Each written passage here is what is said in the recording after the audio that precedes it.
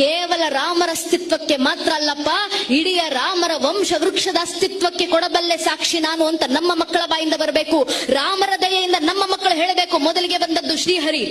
ಶ್ರೀಹರಿಯ ಮಗ ಬ್ರಹ್ಮ, ಬ್ರಹ್ಮನ ಮಗ ಮರೀಚಿ, ಮರೀಚಿ ಮಗ ಕಶ್ಯಪ, ಕಶ್ಯಪನ ಮಗ ಸೂರ್ಯ, ಸೂರ್ಯನ ಮಗ ಮನು, ಮನುವಿನ ಮಗ ಇಕ್ಷ್ವಾಕು, ಇಕ್ಷ್ವಾಕುವಿನ ಮಗ ಕುಕ್ಷಿ, ಕುಕ್ಷಿಯ ಮಗ ವಿಕುಕ್ಷಿ, ವಿಕುಕ್ಷಿಯ ಮಗ ಬಾಣ, ಬಾಣನ ಮಗ ಅನರಾರಣ್ಯ, ಅನರಾರಣ್ಯನ ಮಗ ಭೃದು, ಭೃದುವಿನ ಮಗ ತ್ರಿಶಂಕು, ತ್ರಿಶಂಕುವಿನ ಮಗ ದುಂಡುಮಾರ, ದುಂಡುಮಾರನ ಮಗ ಮಾಂಧಾತ, ಮಾಂಧಾತನ ಮಗ ಸುಸಂಧಿ, ಸುಸಂಧಿಯ ಮಗ ಧ್ರುವಸಂಧಿ, ಧ್ರುವಸಂಧಿಯ ಮಗ ಭರತ, ಭರತನ ಮಗ ಅಶೀತ, ಅಶೀತನ ಮಗ ಸಗರ, ಸಗರನ ಮಗ ಅಸಮಂಜಸ, ಅಸಮಂಜಸನ ಮಗ ಅಂಶುಮಂತ, ಅಂಶುಮಂತನ ಮಗ ದಿಲೀಪ,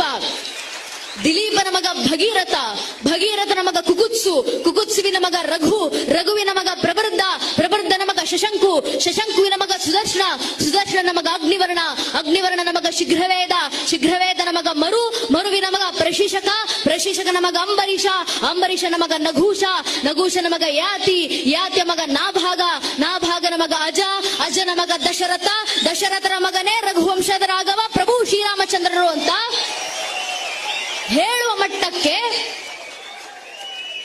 ಮಟ್ಟಕ್ಕೆ ನಮ್ಮ ಹಿಂದೂ ಮನೆಯ ಒಂದೊಂದು ಹಿಂದೂ ಮಗುವಿನಲ್ಲೂ ರಾಮರ ಭಕ್ತಿ ಬಂದ್ರೆ ಸಾಕು ನನ್ನ ನೆಚ್ಚಿನ ಬಂಧುಗಳೇ. ಇದೇ ಧರ್ಮ ಜಾಗೃತಿ, ಇದೇ ಧರ್ಮ ರಕ್ಷಣೆ.